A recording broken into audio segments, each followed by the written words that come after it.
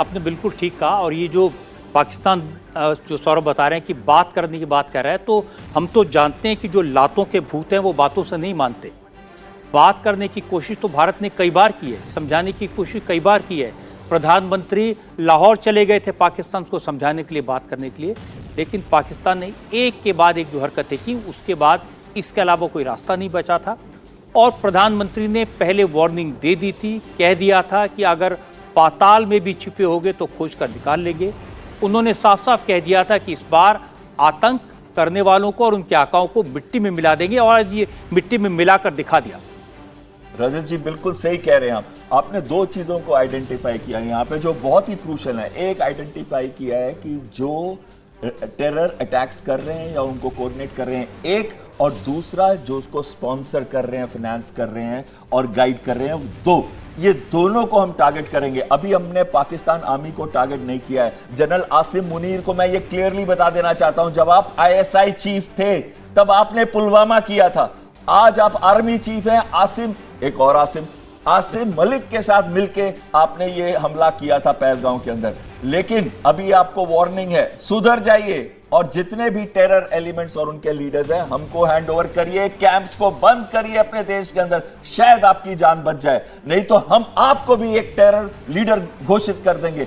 अरे रिटायरमेंट के बाद भी कहां जाओगे, कहां छुपोगे? इसलिए बेहतर यह है कि भारत की बात मानकर इस समय अपने आतंकवाद एज अ टूल को बंद कर दीजिए। आप ठीक कह रहे हैं कि आज ये बड़ा क्लियर कट मैसेज भारत ने दे दिया है। भारत इस बात की कोई परवाह नहीं करेगा कि आप रिटेलिएशन क्या क्या धमकी दे रहे हैं। भारत इस बात की कोई परवाह नहीं करेगा कि आप न्यूक्लियर वॉरहेड्स इस्तेमाल करने की बात कर रहे हैं। भारत इस बात की कोई परवाह नहीं करेगा कि कोई दूसरा देश भारत को क्या कहता है। भारत को अगर आतंकवाद को ख़त्म करना है, उसका यही तरीका है, जो पाकिस्तान को उसकी भाषा में जवाब देना है, घर में घुसकर मारना है। और आपने बिल्कुल ठीक कहा कि अगर पाकिस्तान के आर्मी चीफ भी इसमें इन्वॉल्व हैं तो फिर उनकी भी खैर नहीं।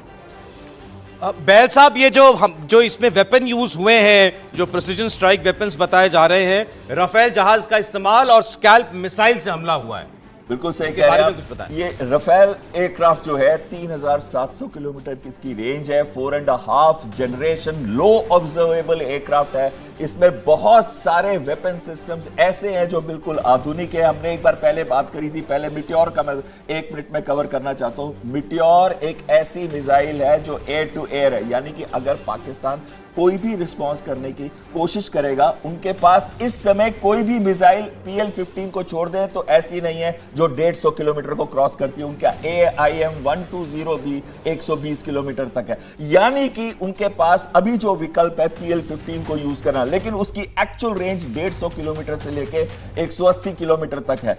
पर उनका तो रेडार ही ऐसा नहीं है कि इससे आगे की रेंज में वो डिटेक्ट कर सके। और भारत के पास क्या है? रफाल, जिसका जो radar active electronically scanned array radar है, इसकी रेंज जो है पिकअप की, डिटेक्शन की 200 किलोमीटर से ऊपर है, उनके रेडार से बेटर है। यानी कि हम अपनी BVR beyond visual range air to air missile जो उनके जहाजों को गिरा सकती है, मिटियोर, जिसकी रेंज भी 200 किलोमीटर प्लस है। और कहा जाता है कि ये वाली जो मिसाइल है मिटियोर, ये मिसाइल वर्चुअली 3 टाइम्स बेटर है प्रोपल्सिव एफिशिएंसी में PL-15 या ऐसी कोई भी कंटेम्परेरी मिसाइल से। तो आपके एयरक्राफ्ट जो करने आएंगे, हो सकता है उनमें से कई वापस ना जा सके। तो ये एक बहुत ध्यान रखना। स्काल्प मिसाइल की हम बात करते हैं, रफाल और स्काल्प का कॉम्बिनेशन और Su-30 का ब्रह्मोस के साथ कॉम्बिनेशन।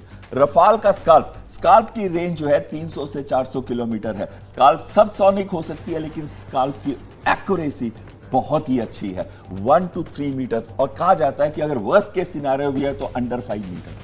तो यानी कि हम जिस जगह पे इसको टारगेट करेंगे, भारत के अंदर रहते हुए 80 to 90% पाकिस्तान की टेरिटरी को वेल इनसाइड इंडिया से हम कवर कर सकते हैं। और हमारे जहाज जो इसको अटैक करेंगे इस कॉम्बिनेशन के साथ, ऐसा कोई भी कॉम्बिनेशन पाकिस्तान के पास इस समय नहीं है। उनके पास जरूर है long range air to air missile, लेकिन हमारे जैसी क्षमता नहीं है। उनके पास जरूर है long range air to ground, यानी कि हवा से जमीन में मार करने वाली मिसाइल्स, लेकिन क्या उनके पास ब्रह्मस है जो सुपरसोनिक मिसाइल है? क्या उनके पास लो रेडार सिग्नेचर वाली मिसाइल है, यानी कि उनके रेडार्स पे नहीं पिकअप की जा सकती? तो ऐसे वेपन सिस्टम्स अभी उनके पास नहीं है।